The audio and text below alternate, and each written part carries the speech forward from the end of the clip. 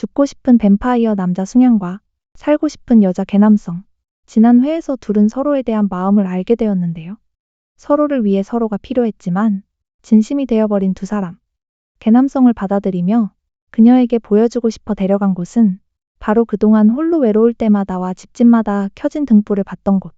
그리고 이제 숭양은 오히려 오랫동안 함께하지 못하게 될까 두려워졌는데요. 계속 함께하겠다고 약속하는 개남성. 한편 자신의 약혼녀를 살리기 위해 개남성이 필요한 맹심척. 두 사람이 사랑하는 모습에 더욱 분노하기 시작합니다. 본인이 사랑하는 사람을 잃었듯 숭양 역시 사랑하는 사람을 잃어봐야 한다는데요. 숭양의 친구였던 맹심척의 여자친구 화령은 숭양은 비록 영생을 하지만 밤에만 생활할 수 있고 사랑하는 사람들을 떠나보내야 하는 그가 안타깝다며 그래서 그가 감정이 생기지 않도록 냉정하게 대하는 것이라고 알려줬었죠. 그리고 이 두 사람을 환영하지 않는 또 다른 인물 숭양의 동생. 사귄다는 말에 제대로 질투해버리네요. 그러거나 말거나 제대로 직진만 하고 있는 두 사람. 아니 진짜 너무 끈적거린다고요.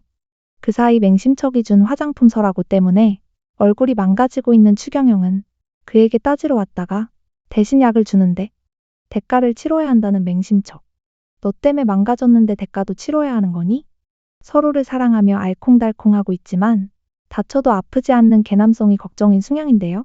이제 개남성 역시 죽을 때가 거의 다 된 것 같은데 식약화 역시 많이 자란 상태. 개남성은 숭양이 부탁한 식약화가 무슨 용도인지 잘 모르는데요. 이제 꽃잎도 4개나 키웠고 빨리 자신의 피로 더 키우겠다 말하는 개남성. 그거 피우면 숭양이 죽어. 이제 피로꽃을 키우지 말라고 말합니다. 이제 숭양한테는 식약화보다 개남성이 더 중요하겠죠. 이번에도 눈을 만들어주는데요. 하지만 서서히 그의 힘이 떨어지자 그대로 그쳐버리는 눈. 심지어 서서히 고통도 느끼고 빨간 피도 흐르게 되었죠. 숭양 역시도 그동안 영생했지만 이제 죽음에 다다른 상태. 이젠 죽기 싫은데. 한편 개남성이 야공관에 들어와 살면서 더욱 심각신 중인 고장생. 동생은 형인 숭양이 무언가 숨긴다 생각하는데요. 어차피 그녀와 평생 못한다는 걸 너무 잘 알고 있기 때문이죠. 두 사람의 싸우는 소리에 들어와 자신이랑 언제 결혼할 거냐 물어보는 생뚱맞은 개남성입니다. 그래놓고 갑자기 이렇게 더 끈적거리는 두 사람. 정말 몰래 숨어서 봐야 하는 드라마 분심. 한편 맹심척의 과거 이야기가 등장하는데요. 산속에서 약초를 캐던 화령을 만났던 맹심척. 의원이었던 그녀가 남한성 내에서 의술을 안 하는 이유가 사람들이 다 재선이관에 가서 맹심척이라는 의술을 못하는 의원에게 돌봄을 받는다는 것. 거기다 자신이 여자라서 사람들이 찾아오지 않는다 말했는데요. 그럼 그녀가 맹심척을 만났고 그는 그녀에게 자신이 있는 곳으로 와 의술을 하라 제안하지만 자신은 촌안에 있는 사람들보다 혜택을 못 받는 사람들을 위해 일하고 싶다고 거절하는 화령. 참 멋진 여자였네요. 한편 숭양을 기다리고 있던 개남성. 하지만 그녀를 찾아온 사람은 바로 고장생이었는데요. 외딴 곳에 데려다 두고 여기서 혼자 죽으라며 놓고 가버립니다. 그 시각 하루 종일 선물을 사러 갔던 숭양은 집으로 돌아와 개남성을 찾지만 이미 자신의 능력이 많이 떨어져 숨기를 느낄 수 없죠. 결국 동생에게 물어보게 되는데 결국 자신의 능력으로 찾게 됩니다. 숭양의 사랑만큼 점점 커지고 있는 식약화. 그리고 그녀의 꽃배에서 두 사람의 첫날 밤. 그녀가 그토록 바라던 밤이라는데 개남성은 그럼 혹시 숭양 덕에 오래 살 수 있게 된 걸까요? 어찌되었든 이렇게 행복한 적이 없다는 개남성인데요. 숭양 역시 한 줄기 빛과 같은 그녀와 평생 함께하고 싶은데 너무 커져버린 식약화를 없앨 수도 없는 상황. 영생을 누리던 그가 죽고 싶어서 식약화를 키우는 지금. 이제는 절대로 죽고 싶지 않아졌는데 그때 또 등장하는 맘에 안 드는 아저씨. 개남성의 짧은 생을 마감하는 것을 보고 싶냐고 묻는데 보고 싶겠어요? 그저 함께 있으면 행복하기만 한 숭양과 개남성. 그리고 두 사람의 모습에 속상한 한 명 또 등장, 추경영. 한편 맹심척을 찾은 숭양. 이때 숭양의 심장이 없는 것과 능력이 떨어진 것. 그리고 빨간 피를 흘리는 것을 본 맹심척은 그가 정말 죽을지 의아해하는데 물론 자신의 손으로 그를 죽이고 싶어하는 맹심척. 며칠 후 의원을 돌아다니다 화령을 발견한 숭양. 이미 혼수 상태 3년째인 그녀가 아직도 깨어나길 바라는지 묻는데 그녀가 깨어날 수는 있지만 맹심척이 후회할 것이라 생각한 숭양이죠. 이후 개남성에게 돌아간 숭양. 비녀를 선물하는데요. 진하게 사랑을 나누는 사이 문틈으로 지켜보는 추경영. 사고 칠 줄 알았지만 역시나 추경영은 함정에 빠져 맹심척의 앞으로 개남성을 끌고 왔습니다.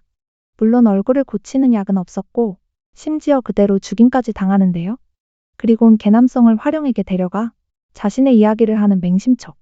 그녀를 살리기 위해 고를 키웠지만 번번이 실패했던 것. 하지만 염려인 개남성을 만나 성공했으니 그녀가 깨어날 것이라 생각하고 있습니다. 하지만 개남성은 의술을 하는 그녀가 다른 사람들의 희생을 싫어할 것이라 조언해주지만 과거 둘은 사귀기 시작하고 임신을 했지만 결국 죽게 된 화령. 이에 운명을 거스르지 못한다며 도움을 주지 못했던 숭양이죠. 결국 개남성 몸에서 자란 거로 인해 눈을 뜨게 된 화령인데요. 하지만 다시 혼수 상태. 그 시각 잠에서 깨어난 숭양은 개남성의 옷에서 고충의 알을 발견하고 맹심척의 지심을 추측하고 있는데요. 숭양은 맹심척을 찾아가는데 자신의 눈앞에서 죽어가고 있는 추경영. 이제서야 후회하며 맹심척이 개남성을 납치했음을 알려줍니다. 맹심척을 만나 개남성이 있는 곳을 묻는데 이미 능력도 모두 잃어버린 숭양.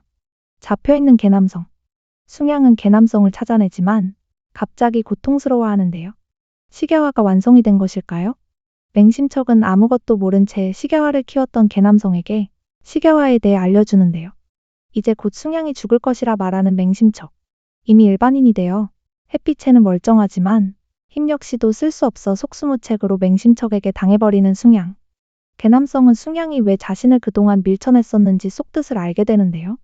개남성의 사랑으로 꽃을 피우면 결국엔 죽게 되는 숭양이기에 개남성이 숭양을 죽이게 만든 것이죠.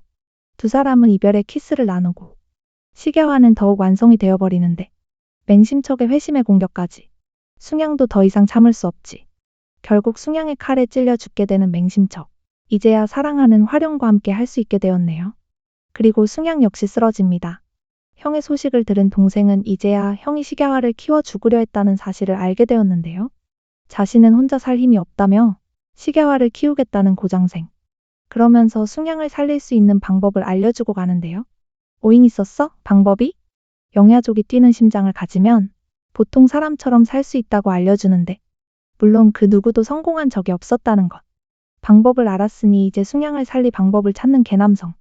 그러면서 자신들의 추억을 회상하는데 죽기 전 숭양은 피어버린 시계화를 보고 아이러니함을 다시 말하는데 그렇게 500년간 영생을 누리다 죽고 싶었던 순간 사랑하는 이를 만나 다시 살고 싶었던 숭양. 시계화 곁에서 잠이 든 개남성을 찾아온 요상한 아저씨. 그녀의 품에 책을 남기는데요. 개남성은 그 책 속에서 숭양을 살릴 방법을 알아내는데 심장을 공유하는 것? 시계화 안에 있던 숭양의 심장과 개남성이 자신에게서 빼낸 심장의 일치. 응, 드라마야, 괜찮아, 침착해.